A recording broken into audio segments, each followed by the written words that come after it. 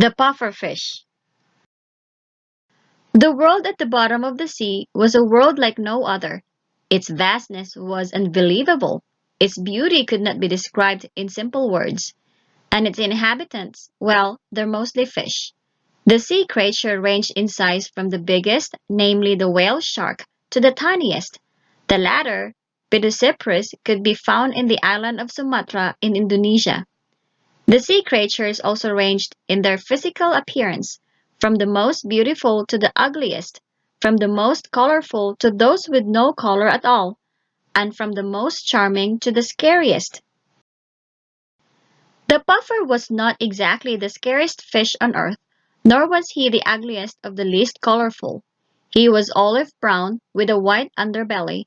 He had brown patches across his back, and his body was covered with spines that lay flat against his body.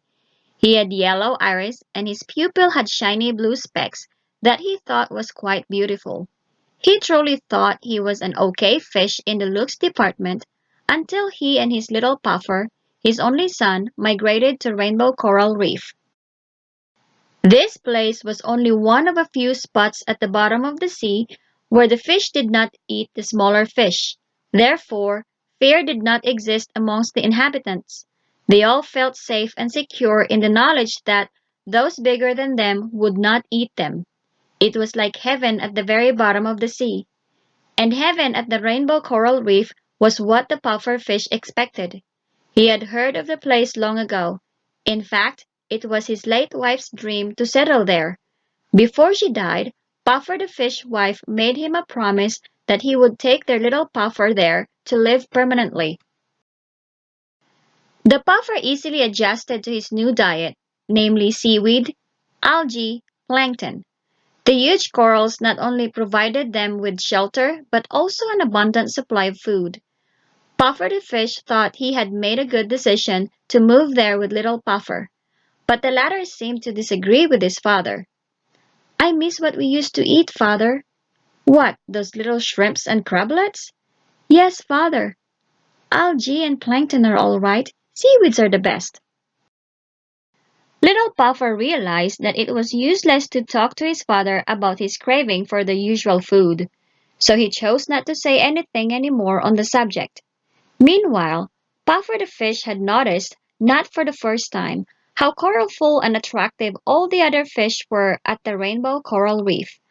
From the angelfish, gobies, tangs, wrasses, cardinals, damsels, clownfish, to the basslet, groupers, snappers, and sweetlips. They were like symphonies of pinks and purples, of blues and golds and reds and greens. Then he looked at himself and saw his dull color. He felt deflated. But he thought, wasn't he the puffer the fish? He could ingest water into the ventral portion of his body to puff or inflate himself. So surely he could also do something else to add color to his body. What he did was gather loose discarded scales on the sea floor. Those scales had been dropped from the other fish in the normal course of their growing new scales. Puffer the fish, after attaching the colorful scales on top of his boring browns and dull whites, was very pleased.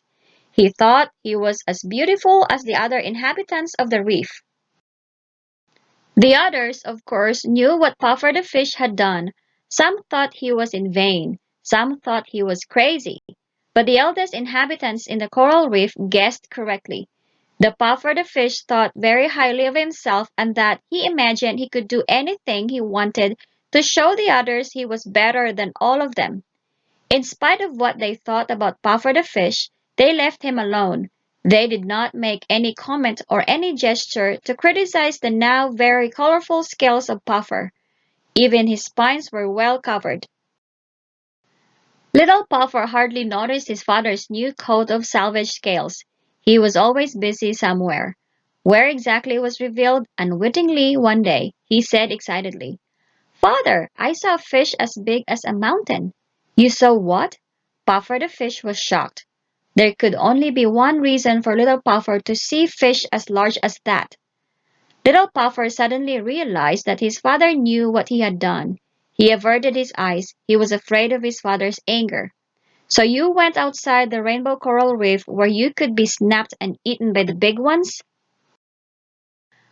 I was looking for shrimps and crablets, father, and then I saw the fish. Little Puffer's eyes sparkled with excitement, as if he could still see the fish he was talking about. It was magnificent.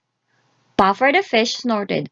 Magnificent? What a big word for a little puffer like you. I'm telling the truth, father. I could be as big and as magnificent as that fish, Puffer the fish proudly declared. Little Puffer did not know whether to believe or disbelieve what he heard. He did not say anything but just looked at his father. The Puffer saw that expression in Little Puffer's eyes, so he decided to build and puff his ego. He shook his body to get rid of all the attached scales on his body. He needed to be free of those false colorful scales. Then he ingested water to be able to puff his body. Little Puffer was surprised. He did not know that his father was that big. Puffer the fish smiled. Was the fish as big as I am now? Little Puffer shook his head. He was bigger, father. Puffer the fish puffed himself more. There, he said. Am I as big and as magnificent as the fish that you saw and admire? He's bigger. The puffer puffed himself some more until he was 4 times his normal size. He is still bigger, Little Puffer said. As soon as he heard that, Puffer the fish puffed himself some more. Little Puffer was suddenly worried. Father, please, you don't have to do that to prove that you are also big and magnificent. Puffer the fish did not listen to Little Puffer. The puffer puffed and puffed himself until he blew himself into a million tiny pieces. His conceit made him self-destruct. The end. Thank you for listening. Until next time. Bye.